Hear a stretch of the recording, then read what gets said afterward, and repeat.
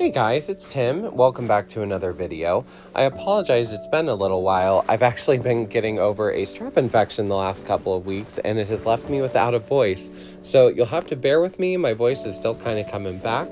But today's video, I want to talk about some of the things that have really helped me in my art process and the truth about finding your art style. The first and foremost thing I wanted to say about when it comes to finding your art style, I would focus more on developing ideas and practicing the things that you enjoy painting and really learning to fall in love with the process rather than focusing all of your attention and energy on how the end result looks. Because truly at the heart of creativity, it's the finding that the joy, that spark that really inspires your artwork rather than just being a copy of another artist. I think the quote, "good artists borrow, but great artists steal," really fits here. And when it comes to finding your art style, it's not about copying your favorite artwork or artists, down to the very last brushstroke. While those are fun, those can definitely be fun practices, it's not about that. It's about taking your favorite things about these artworks or other inspirations and creating something new with them and something unique to you. My art has been a combination of many things through my life. I actually started out as a traditional medium painter. I painted a lot of landscapes and people with oils, watercolor, and pencil, and have transitioned to all digital artwork. During the year of the pandemic, when we were closed for most of the summer, I had a lot of time on my hands, as we all did, and I really wanted to learn something new. I wanted to take my art somewhere different, and I really started to I downloaded Procreate on my phone the December before all of that happened, and I really started to take it a lot more seriously during that time. My health was not in the greatest of places at the time, so I really wanted to avoid using mineral spirits, all of the turpentine with the oil paint, and I absolutely fell in love with digital painting. During that time, I really learned, and I mean, even to this day, I'm still learning so many different and new things about how to make a digital medium look more like traditional painting, and that has been my goal since the beginning. So that way I can still paint in the way that I love, but without the mess and the time commitments, because oil paint takes so long to dry, and with this, I can put 100 layers on it and it's all dry, and I can, start painting on it again tomorrow. I don't have to finish anything today. It's through these experimentations that you're really going to be able to help find your art style. I kind of compare my digital process to baking a cake because everything, honestly, in my adult life ends up having a food reference. The first part of my process always begins with collecting ideas, and this is where the vision boards, the references, the color palette ideas, and fellow artists' artwork ideas come into play. It's so crucial to experiment and try new things in our art and find other styles, artists who inspire you, and it's going to play a huge role in what we end up creating. My biggest inspirations as a kid were Monet, Van Gogh, Renoir, and the Impressionist movement.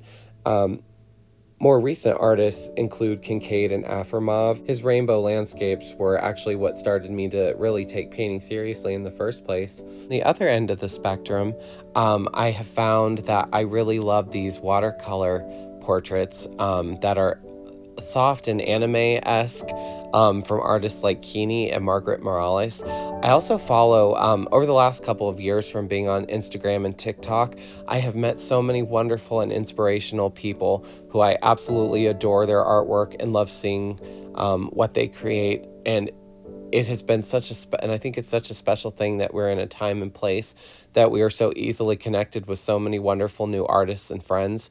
It's so inspiring, and to surround yourself with work and people that inspire you is so important in your art style and art process in general. Surrounding yourself with the very people who are doing similar things to you or have similar goals, they really help you to stay accountable in making sure that you're reaching your goals and doing everything you can to where you want to be, especially if you want to take your art further, or open a business, or just want to be more visible on social media or in your business. So the second part of my art process is where I really start to work on the actual work of the painting, taking the inspirations, the colors we just decided on, and really trying to put them into action. Blocking in the details and the shapes, and starting to blend, really making those big decisions of where details and the light and darkness is going to live in the image, and trying to create a focal point. Like in a cake, this is what I consider to be like the baking part of the process. This isn't the most fun, but it's the most crucial in getting to the part that you can be the most creative at. So the third and final part of every piece that I do, the process, this is what I would consider the frosting and sprinkles portion of my art. And the painting that you're watching me paint right now is actually that part of the painting. This is the part of my art that I love the most. This is where I go back and refine all of the details, where I add my lighting and special little touches here and there, brightening and deepening highlights and lowlights, and just like adding the final touches on the cake. This is where personally I have the most fun at, and I feel like I'm the most creative when I'm painting. This is when I can like vibe and get into my zone when I'm painting. I have so much fun with this part of the painting, and that's what I wanted to share with you guys today. But really putting in the time and work, as well as study and experimenting, is what's really going to help you with your art style. When you're studying from the inspirations that you love, and looking at other images and other artworks, what is it that you really like about the image? Is it the colors? Is it the subject? Is it the line work? And practicing these things over and over is what's really going to help develop your art style. If you enjoy painting portraits and have a favorite portrait artist, I would start practicing on how to paint people in general, from poses to noses to eyes to faces to arms and legs. And my absolute least favorite thing of all time, hands. I will literally go out of my way to hide hands with flowers, with hair, with you name it, and I will try to hide them. Or I will just cut off the bottom of the painting.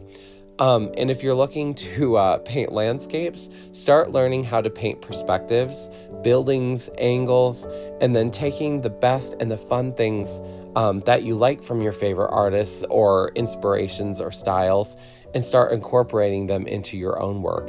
And that truly is the best way to create your own style. As an artist as a whole, we are kind of a collage of all of the artwork that has come before us, but you don't only want to be recreating other people's artwork, because your voice is unique and different. And that's why falling in love with the process of your art is so much more important than the style. I have painted in so many different styles over the years, and like right now, I'm kind of into this surrealist watercolor landscape paintings, and I have really started being able to take the best of the things that I love from other things I've done and start incorporating them into the new pieces that I'm doing, and creating a whole different style with it, and creating something new and unique. And I think with time and a lot of practice and patience and dedication, you will find your signature style. And you know, the funny thing about it is you might already be closer to it than you think. The more that you enjoy it, the more art that you will create and love what you do, and the closer you'll get to something that you consider your signature style. But thank you so much for joining me, friend, and I hope you were able to take something from this video. I have so many more videos in production, and I can't wait to share them all with you very soon. If you like my content, please like and subscribe. And I want to ask you if you could do a small favor for me. As a fellow small content creator, the next time you're watching your favorite creator, leave them a nice comment on their video. It helps so much, and I really want to help promote a really positive and happy place here on YouTube. And I will see you in the next video. I'm going to finish here painting the rest of this painting.